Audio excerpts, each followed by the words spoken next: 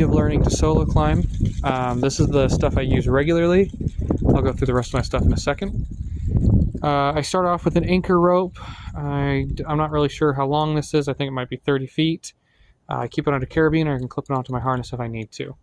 I have a 50-meter rope inside of this bag. It's my primary use rope. It's a dynamic. I think it's a 10. This is just a nice rope bag. It's served me well. Keep a couple of knot books because I have a horrible memory. I use a bike helmet with an action fitting on the top. I just sanded it down and glued it in there. I use 2 ascenders. You can get these on Amazon. They function. They will damage your rope though. Leather gloves for the ascent primarily, but I have used them while climbing. This is my harness. It's an Arborist harness. I like it. There's cheaper ones on the market. I know Black Diamond's pretty good. I keep a screw-on carabiner, and I use an Edelrig Gigajoule belay.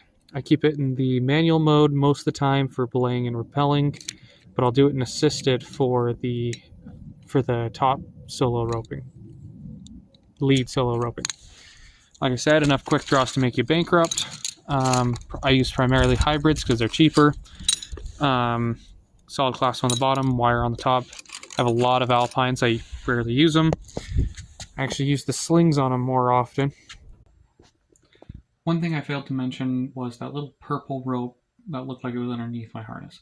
That was called a PAS, a personal anchor system. They are crucial. Do not forget them if you're going to be solo lead climbing. Don't start solo lead climbing, start lead climbing, then do a unassisted rope lead climb. You can get in this hobby pretty cheap. You get a sale for the rope.